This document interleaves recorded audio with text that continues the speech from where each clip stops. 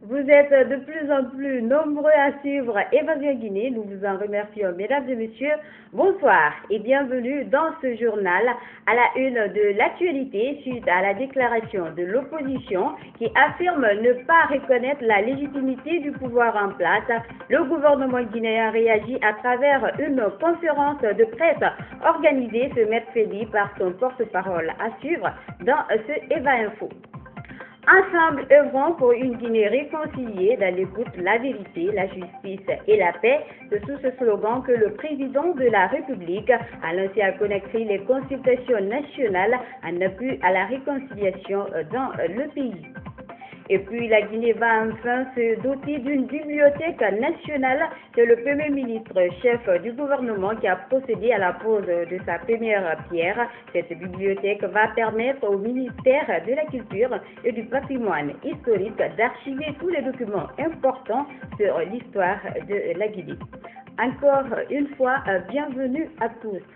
Comme annoncé, le porte-parole du gouvernement a fait une sortie médiatique ce mercredi. Son entretien avec la presse était axé sur la récente déclaration de l'opposition politique qui affirme ne pas reconnaître la légitimité du pouvoir en place et menace de reprendre les manifestations de rue si ces revendications ne sont pas prises en compte, notamment l'organisation des élections locales avant les présidentielles. Marie-Chela Fofana pour plus de précision. Le 23 mars dernier, l'opposition guinéenne a fait une déclaration dans laquelle elle dit ne plus reconnaître la légitimité du pouvoir du professeur Alpha Condé. Le gouvernement guinéen n'est pas resté de marbre face à cette déclaration. Pour lui, la situation ne justifie pas cette démesure dans les propos de l'opposition. Nous pensons qu'aujourd'hui, la situation ne justifie pas cette démesure dans les propos et dans ce qui est annoncé par nos frères de l'opposition. Il y a une décision d'un organe indépendant qui a programmé des élections. Une partie de la classe politique n'est pas d'accord avec cette programmation. On peut en discuter, on peut trouver des solutions en déterminant les vrais problèmes que cela pose afin de trouver les véritables solutions. Remettre en cause la légitimité du président de la République, demander à ce que son pouvoir s'arrête maintenant parce qu'il ne mérite plus d'être président de la République, nous pensons que c'est exagérément et excessivement excessif par rapport aux enjeux en présence. L'opposition guinéenne menace de reprendre les manifestations de rue, des propos qui laissent perplexes les autorités. Les marches n'ont jamais rien apporté en Guinée. Nous sommes obligés de respecter les libertés fondamentales et nous avons le devoir d'assurer la sécurité et l'ordre public. Il n'y a pas de choix à faire entre ces deux, ce sont des obligations. J'espère que l'opposition va le percevoir ainsi et éviter de soumettre la Guinée à une nouvelle pression, une nouvelle tension et une nouvelle épreuve. Face à toutes les revendications de cette opposition, le gouvernement se dit ouvert au dialogue. Je souhaite renouveler la volonté du gouvernement de trouver les voies et moyens de rétablir la confiance nécessaire au processus électoral, de respecter la Constitution, mais surtout de préserver la paix sociale. Cette déclaration de l'opposition guinéenne intervient au moment où la secrétaire générale de l'Organisation de la francophonie a entamé des pourparlers pour la paix en Guinée. Une date pour la relance du dialogue politique sera bientôt annoncée, ce dans le souci de trouver une issue favorable à cette crise qui n'a que trop duré.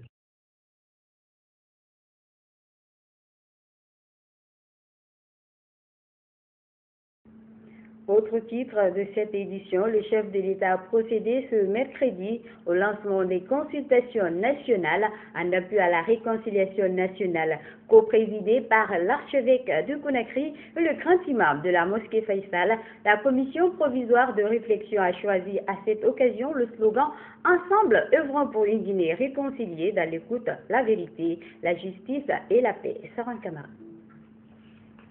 Au-delà d'être complexe, l'histoire de la Guinée est aussi marquée par des moments douloureux et des actes de violation des droits de l'homme. De ce fait, le chef de l'État a créé en juin 2011 la commission provisoire de réflexion sur la réconciliation nationale. Professeur Alpha Condé a confié la dite commission à de grands religieux reconnus pour leur intégrité dans l'espoir d'apporter des propositions solides et honnêtes.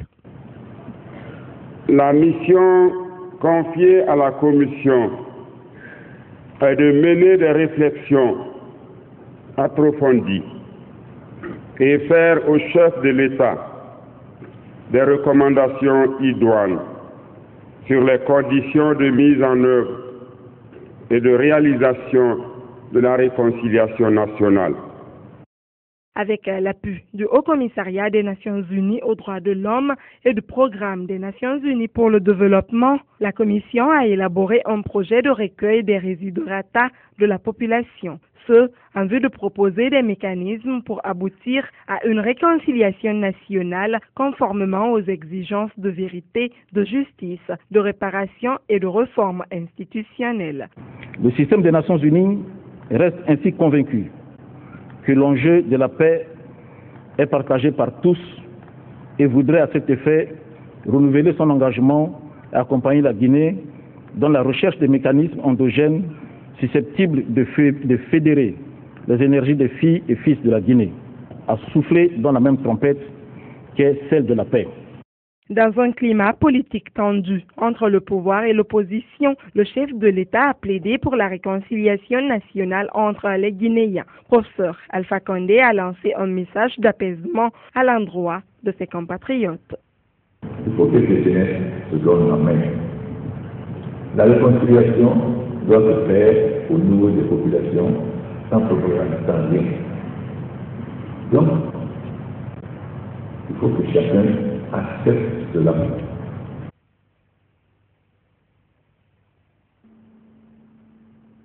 Le Premier ministre Mohamed Saïd Fofana a procédé ce mercredi à la pose de la première pierre de la Bibliothèque nationale financée par le budget national de développement. Les travaux seront exécutés par l'entreprise Capital Sarl pour une durée d'1 année. Elle permettra au ministère de la Culture de pouvoir conserver toutes les documentations les plus importantes de l'histoire de la Guinée. Abakar Sidiki Mané. Exclu en 1987 des locaux qui abritaient la Bibliothèque nationale et fermés au public pendant 13 ans, la Guinée sera bientôt dotée d'une nouvelle bibliothèque nationale digne de ce nom. Cette nouvelle infrastructure de R+3 sera bâtie sur une superficie de 6500 mètres carrés. La réalisation de cette bibliothèque est la matérialisation de la volonté politique du gouvernement Saïd Fofana. L'exécution des travaux est assurée par l'entreprise Capital Sarl. Star, anciennement appelée Sarimet Sal, est une entreprise qui a engendré une grande expérience dans le secteur du BTP. En effet, malgré la perte d'argent induite directement par la délocalisation du site de construction, en 6 semaines, les travaux ont atteint au moins les 20% d'exécution. Longtemps aux oubliettes, les responsables de la Bibliothèque nationale de Guinée ont connu une longue traversée du désert pour arriver à ce jour. Malgré les obstacles rencontrés, ils ont tout de même réussi à conserver certains documents importants du pays. Faute de locaux permettant de l'accueillir, l'institution est restée fermée au grand public de 1987 à l'an 2000. Conséquemment, le fonds documentaire a été sérieusement détruit et dilapidé. À ce jour, la Bibliothèque nationale a un fonds documentaire estimé à près de 30 000 volumes conservés tant bien que mal dans la case du musée national qui lui tient en ce moment de siège. Résolument déterminé à voir le rêve devenir réalité, le département de la culture a une pensée positive envers tous les pionniers qui ont lutté pour que la Guinée bénéficie d'une bibliothèque nationale. La promotion de la lecture par la création d'un réseau de bibliothécaires devient aussi important que la création d'écoles ou de dispensaires.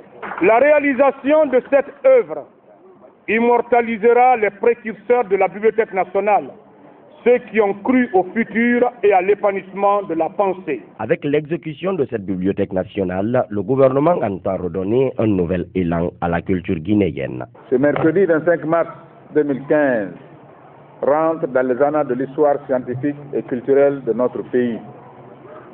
Aujourd'hui, fort de l'idée selon laquelle se projeter dans l'avenir sans la mémoire de notre héritage, c'est bâtir sur du sable et soucieux de préserver ce patrimoine scientifique, historique et culturel pour le valoriser et l'enrichir que le gouvernement, à travers le ministère de la Culture et du Patrimoine historique, après avoir examiné plusieurs options de relogement, a finalement opté de construire et d'équiper les infrastructures devant abriter la Bibliothèque nationale de Guinée. Initialement prévu pour 18 mois, le délai d'exécution a été ramené à 12 mois par l'entreprise exécutrice des travaux, cela pour permettre à la Guinée de se doter d'une bibliothèque nationale à l'image des autres pays de la sous-région. Dans le cadre de la consolidation du recensement biométrique des fonctionnaires, le ministre de la fonction publique a procédé ce mercredi au lancement à titre expérimental du contrôle électronique à travers l'installation des machines électroniques au ministère de la coopération internationale et de la fonction publique avec l'appui financier de la Banque mondiale. Nous sommes au ministère de la fonction publique où le ministre du tutelle s'est fait pointer avec la nouvelle machine. Installée ce mercredi à titre expérimental, elle doit permettre de lutter entre autres contre l'absentéisme au sein du ministère. L'opération touche 6 départements ministériels. Il s'agit, n'est-ce pas, de la fonction publique, de la coopération, du ministère délégué au budget, des finances, de la sécurité, et la direction nationale des douanes, les impôts et Koya, la préfecture de Koya. Donc dans le mois qui est en cours ou le mois qui va suivre, le contrôle électronique va s'étendre donc à ces 6 départements à titre expérimental.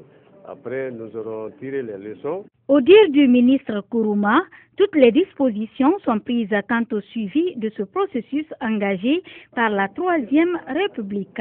La réforme, c'est un processus. On ne peut pas gagner tout en même temps. Il faut aller par étapes. Et pour le moment, ce que nous voulons, c'est d'abord connaître l'effectif, n'est-ce pas, des fonctionnaires, maîtriser ces effectifs et la masse salariale. Ensuite, gérer les présences, n'est-ce pas, de chaque travailleur à son poste de travail pour qu'on puisse identifier ceux des fonctionnaires irréguliers. Maintenant, chaque fonctionnaire, posté ou non posté, a l'obligation de venir se faire pointer dans la machine tous les jours, à l'arrivée et au départ. La loi 028 portant statut général des fonctionnaires indique les lois et devoirs d'un fonctionnaire. C'est pourquoi, au ministère de la coopération internationale, avec l'arrivée de cette machine, le syndicat appelle à une prise de conscience. On a besoin des droits, mais il y a les devoirs d'abord, avant les droits. C'est ça notre priorité à la coopération. Ceux qui sont absents, c'est certainement le ministère en charge de la fonction publique qui va faire les sanctions disciplinaires, mais avant le ministère de la fonction publique, il y a les règles qui régissent le travailleur et l'administration. Il faut noter que 125 machines sont disponibles. C'est pour la consolidation du recensement biométrique en vue d'une bonne gestion des ressources humaines. Dans cette édition également, le directeur général de la Caisse nationale de sécurité sociale a visité le chantier de construction de l'hôpital international indo-guinéen à Gbessia et les installations médicales de la CNSS. L'objectif, résoudre le problème d'évacuation sanitaire des travailleurs guinéens et améliorer l'accès des populations aux soins médicaux de qualité à moindre coût. Lansana Traoré. Cette visite du directeur général de la Caisse nationale de sécurité sociale s'inscrit dans le cadre de constater de visu l'évolution des travaux sur les chantiers. À Gbessia, sur le site de construction de l'hôpital international indo-guinéen, les travaux vont bon train. Financé à près de 15 millions de dollars américains, sa réalisation devra atténuer le problème d'évacuation sanitaire. Once this hospital is ready, une fois que cet hôpital sera réalisé, I'm sure you need not go to Abidjan, you need not go to Dakar, you need not go to Casablanca. Je suis sûr que cela évitera aux Guinéens d'aller à Dakar, à Abidjan ou au Maroc pour se soigner. And we will try to provide all the services, the best possible services which are available in other countries. Et nous allons mettre dans cet hôpital tous les services dont auront besoin les Guinéens. À la direction générale de la Caisse nationale de sécurité sociale, là, un cabinet médical est installé avec un laboratoire d'analyse, un cabinet dentaire et une radiographie numérique avec un capteur plan de dernière génération, chose qui réjouit les travailleurs. La Caisse de sécurité sociale, c'est la maison des travailleurs pour les protéger contre les risques de la vie. Et parmi les risques de la vie, c'est le bon diagnostic de la maladie. C'est cet esprit d'idée qui nous a amenés, en attendant que l'hôpital des travailleurs ne finisse, de mettre en place déjà un centre de diagnostic très performant pour nos travailleurs.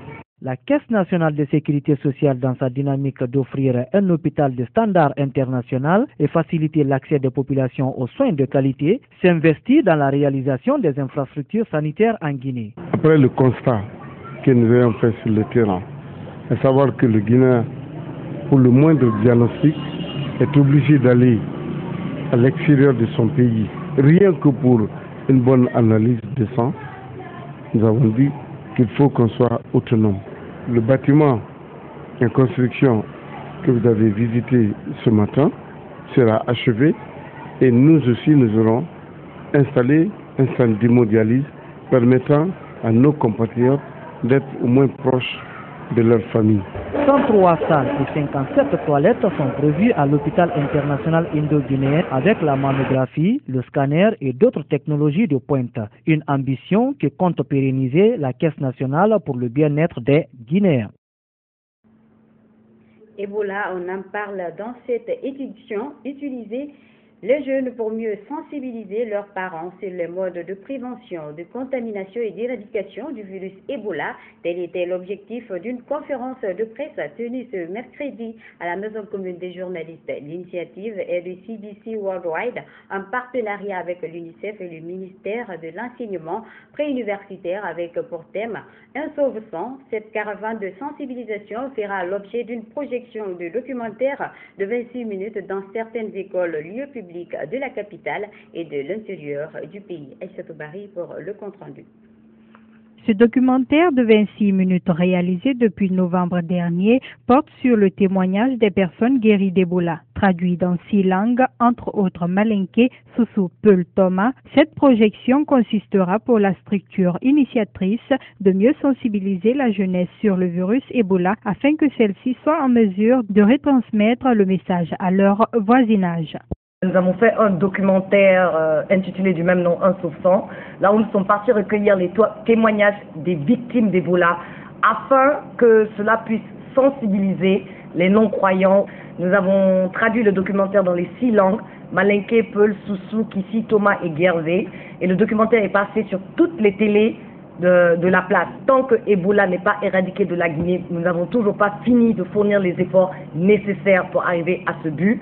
Ces 45 jours de sensibilisation intense sur la fièvre hémorragique à virus Ebola entrent dans le cadre de soutien du plan intérimaire Ebola 0. En effet, cette projection de CDC Worldwide se fera dans 27 écoles et places publiques de la capitale ainsi que dans certaines régions du pays, tout en tenant compte du calendrier scolaire. Les années scolaires passent, mais elles ne se ressemblent pas du fait que l'année scolaire 2014-2015, nous la dénommons année spéciale parce qu'à elle seule, elle a un calendrier spécial. À elle seule, elle impute des changements qui sont spéciaux puisque chacun doit faire en sorte que Ebola n'entre pas dans les concessions scolaires, mais au-delà de l'école, chacun doit porter le message de prévention contre cette maladie. Cette caravane et ces manifestations de CDC Worldwide viennent à point nommé, véritablement pour renforcer l'ensemble de ces acquis au niveau de nos établissements scolaires. Pour mener à bien cette caravane pour l'éradication d'Ebola sur le sol guinéen, une surveillance mixte constituée de la police et de la gendarmerie a été mise sur pied. Le passage de ce film documentaire qui doit durer 26 minutes, donc dans chaque commune, le haut commandement a un escadron de gendarmerie mobile. Ce sera le bon moment pour requérir ces 10 escadrons pour venir assurer la sécurité, pour ne pas qu'il y ait débordement. L'école primaire d'Almamia, dans la commune de Kaloum, accueillera ce vendredi la première activité de la caravane. L'information, c'est aussi les populations de Boulbiné qui se sont révoltées ce mercredi contre des agents des forces de l'ordre qui ont démoli une concession pendant que les locataires étaient encore au lit, ce qui du coup a mis en colère les jeunes de ce quartier à proximité de la primature Bandiou Camara. Cette révolte des jeunes fait suite à la descente des gendarmes ce mercredi qui ont démoli une concession à Boulbiné alors que les locataires étaient encore au lit. Accompagnés de prisonniers, ces gendarmes se sont attaqués aux personnes et leurs biens tout en emportant des billets de banque, en faisant aussi des blessés. C'est le cas de l'épouse de ce citoyen qui a même failli perdre la vie. À notre réveil, les agents sont venus casser notre maison. Ils ont tout pris. Avec des prisonniers, ma femme a fait une crise. Ils ont même pris 5 millions. On ne sait plus quoi faire. Ces citoyens remontés contre les hommes en tenue et leurs mandataires demandent à ce que justice soit faite.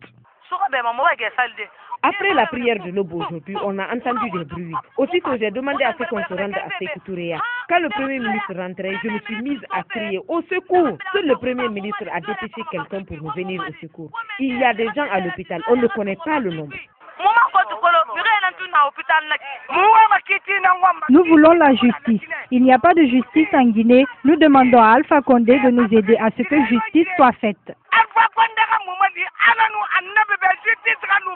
Face à cette situation désastreuse, le premier imam de Boulbiné, Elhadj Koumeni Camara, tente de calmer la colère des jeunes. Le président me demande de vous calmer. Il a dit au Premier ministre qu'il va régler avec le ministre de la Justice et les gendarmes qui sont venus ici aujourd'hui. Il demande que toute personne qu'on verra ici qui n'a pas l'ordre du président de régler son compte. D'ici à vendredi, cette maison sera reconstruite. Aussitôt informé, le Premier ministre Mohamed Saïd Fofana, accompagné du gouverneur de la ville de Conakry, Soriba Sorel Camara, se sont rendus sur les lieux pour s'enquérir des réalités sur le terrain, alors que les jeunes continuent à scander des slogans hostiles aux chefs de quartier qui auraient pris la poudre d'estampette. Je suis venu voir de moi-même, de mes yeux, ce qui s'est passé sur le terrain. Maintenant, nous allons convoquer les différents intervenants pour voir ce qui s'est passé. Pour calmer la colère des jeunes, le gouverneur de Conakry a dégagé une somme pour l'achat des matériels afin de reconstruire la maison démolie par les agents de la sécurité. Et les jeunes, quant à eux, n'entendent pas baisser les bras tant que les travaux ne seront pas engagés. Pourquoi on a fait ça? Pour qu'ils puissent faire le travail rapidement, parce que les Guinéens aujourd'hui, on peut te promettre quelque chose de le faire et on ne le fait pas. À en croire les propos des manifestants aujourd'hui, les forces de sécurité sont devenues des forces d'insécurité pour la population guinéenne. Après la pause de la première pierre, des travaux de réalisation des infrastructures pour la célébration des festivités de l'an 57 de l'accession de la Guinée à l'indépendance, d'autres projets du même genre ont également été démarrés dans la préfecture de Kéréouani. Nassana Traoré signe ce reportage. Les jeunes, les femmes et les sages de Kéréouani ont reçu la délégation gouvernementale en liesse, venue pour lancer les travaux de réalisation des infrastructures sociales dont bénéficie la préfecture en prélude au 2 octobre prochain. Située à 145 km de Kankan, les populations de la cité de l'Almamissa Mori-Touré rassurent la délégation sur le suivi des travaux. C'est une expression de joie de la part de toutes les populations de Kéréouani. Les travaux là, c'est fait pour le bonheur des populations de Kéréouani. Nous sommes là pour représenter ces populations. Le minimum qu'on puisse faire, c'est de veiller à la bonne application des infrastructures, à la bonne exécution des infrastructures qui sont données par le gouvernement. Vous pouvez compter sur notre entière disponibilité. Pour le ministre de l'Administration du territoire, la qualité et le respect des délais d'exécution des travaux par les entrepreneurs est non négociable. Les délais d'exécution sont connus, ils sont contenus dans les cahiers de charges. La mise en garde du ministre a été claire et on ne peut plus net à savoir. On n'attend pas la fin du moratoire pour savoir si oui ou non l'entrepreneur peut ou bien il ne peut pas. À ce sujet, les entrepreneurs se veulent rassurants. On a soumissionné comme toutes les entreprises préqualifiées et on a été retenu pour réaliser les travaux de construction de la gare routière de Kéréouani. L'engagement que je prends aujourd'hui, c'est de terminer les travaux dans les délais impartis que se trouvent dans les clauses. À Kirouané, il est prévu la construction notamment d'un palais de justice, une gare routière et autres bâtiments administratifs. Grâce à cette fête tournante de l'indépendance, Kirouané et les préfectures qui relèvent de la région administrative de Kankan vont changer d'image, comme celle des préfectures qui ont bénéficié précédemment de cette initiative. Le manque d'électricité en Guinée est devenu un calvaire pour la population. Pour preuve, notre équipe de reportage s'est rendue dans quelques quartiers de la capitale l'année dernière pour faire le constat. Nénou Baldi. Comme ces images le montrent, certains habitants de la capitale guinéenne vivent dans l'obscurité la plus totale. Conakry est devenue une ville où les lampes chinoises s'imposent en maître absolu. Comme éclairage, les citoyens se contentent des phares des véhicules, de la lumière des téléphones portables ou encore des bougies qui sont source d'incendie dans les foyers. La Société Électricité de Guinée, EDG, est pointée du doigt par la population car c'est elle qui est chargée de la distribution de l'électricité. L'heure qu'on doit envoyer le courant, je n'envoie pas. Donc j'achète le yaourt, des fois je jette tout, je perds trop, c'est trop. Quelque part, il y a quelque chose qui ne va pas au niveau de l'EDG. Parce que si vous prenez toute la journée, il n'y a pas de courant, la nuit aussi, il n'y a pas de courant. Donc les téléphones sont déchargés, les gens ne parviennent pas à faire réellement certains besoins. Certains élèves et étudiants se servent de la lumière de leur téléphone, de la torche ou encore des lampadaires pour pouvoir réviser. C'est à travers mon téléphone que je révise mes leçons. Et ça, c'est vraiment catastrophique, moi je vais dire. Nous avons aujourd'hui des difficultés à la maison de réviser, il n'y a pas de courant. Il faut que nous révisions avec des bougies. Vous voyez, aujourd'hui, quand vous voyez aujourd'hui, je suis à l'aéroport, c'est la cause fondamentale. Par la grâce de Dieu, puisqu'on fait le bac, on doit accepter tout pour réussir et pour réviser aussi.